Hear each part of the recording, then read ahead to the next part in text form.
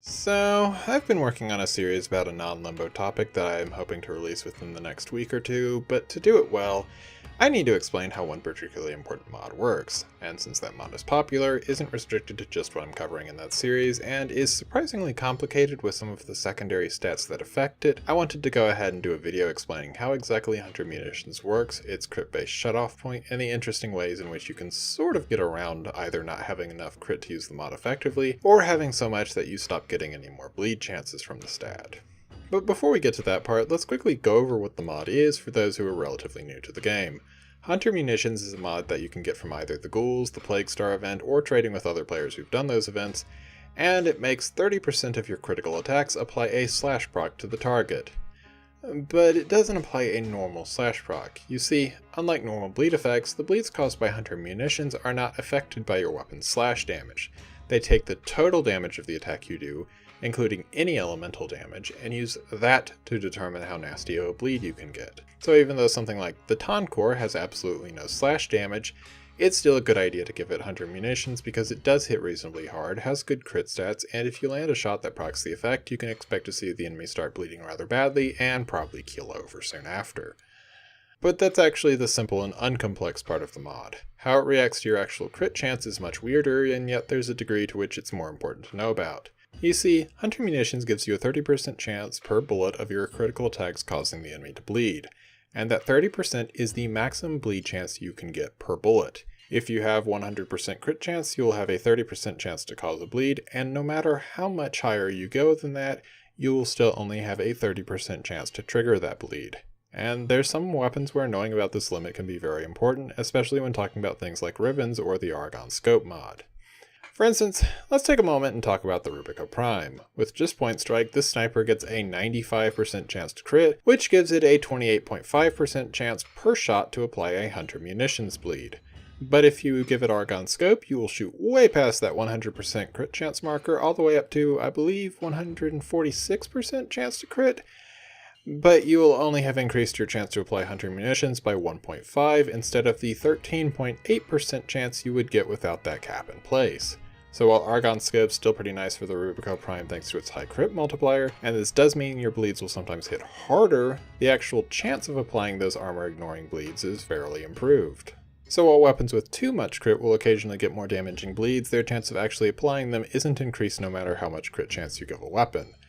But there is actually a way around that, sort of. You see, you can only get 30% chance per individual bullet, but you can get more than 30% chance of applying at least one bleed per shot thanks to the multi-shot mods. If you have a weapon with 100% multi-shot, your chance of applying at least one bleed per shot is increased to 51%. At 200% this goes up to 65%, at 300 it's 76%, and I believe you're starting to get the idea. Now, as for why this is actually important, it's simply because sometimes, depending on your weapon, a single bleed or two is all you might need to secure a kill on a heavily armored high-level target thanks to their relatively low health. To use the Rubicon Prime as an example again, a single headshot-based bleed from it with Vital Sense equipped is enough to kill a level 150 bombard, even without any status procs, elemental mods, or multi-shot. So if you give that weapon the 150% multi-shot from Vigilante Armaments and Split Chamber, you will have roughly a 55 to 60% chance to kill that bombard per shot, and if you somehow get a multi-shot based Ribbon, you can get an even higher chance of landing such nasty bleeds. Now, obviously I don't actually suggest you build the Rubicon like this, as a multi-shot bleed setup would be relying solely on lucky bleeds and headshots for the majority of its damage, and would only be particularly useful against high-level Grineer due to the other race's health scaling, but the overall point I'm trying to make is still there.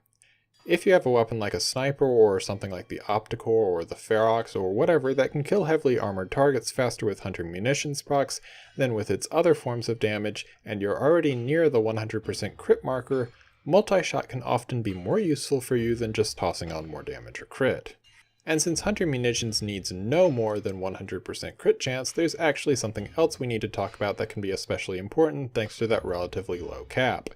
Flat crit bonuses.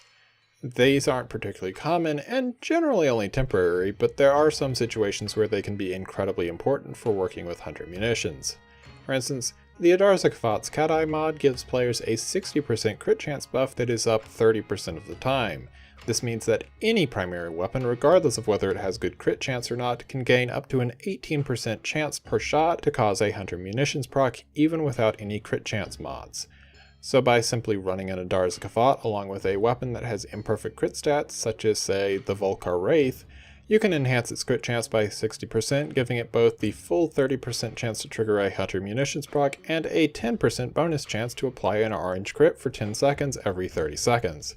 Similar situation with Arcane Avenger and frames that can afford to take the occasional hit. Each of these arcanes has a chance of giving you 30% flat crit chance after you've taken damage, so if you can tolerate getting shot occasionally, you can regularly keep between 30 to 60 bonus flat crit chance, and therefore 9 to 18% Hunter Munitions chance active basically all of the time. This same basic strategy works for almost any source of flat crit chance in the game, and the only exception to this rule that I'm aware of is the Mutalis Quanta's crit enhancing bubble, which is unfortunately bugged at the moment and does not apply Hunter Munitions procs on its enhanced crits.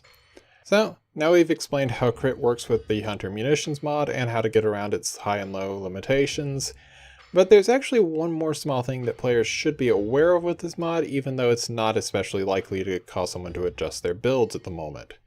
How Hunter Munitions works with status effects.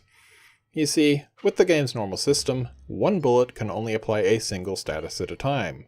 While you can apply more with multi-shot, if you don't have that stat, you can only get one status per shot. Which means that if Hunter Munitions used the normal system, it would actually reduce your overall chance of applying status, or high status would cut into your bleed chances.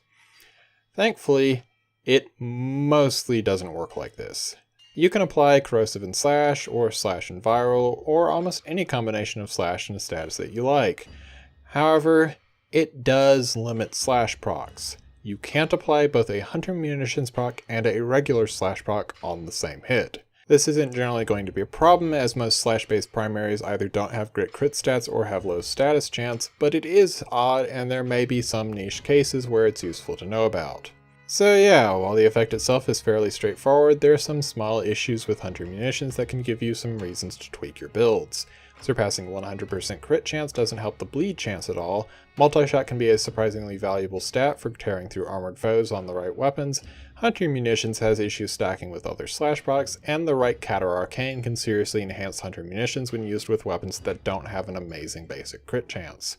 So while this mod is already well known and used fairly often, there's a lot going on under the hood with it, some of which is very important to know for your overall setup, and a lot of people that I've talked to, regardless of mastery rank, didn't seem to be all that aware of all these weird little side issues and how they can cause you to adjust your builds. And considering that the 8-part series of videos that I'm planning on releasing within the next week or two is full of things that rely on Hunter Munitions, I thought I should go ahead and give you guys a quick video about this weird and powerful mod. As always, I hope you enjoyed the video. If you learned anything, leave a like and subscribe, and I will see you later. Farewell.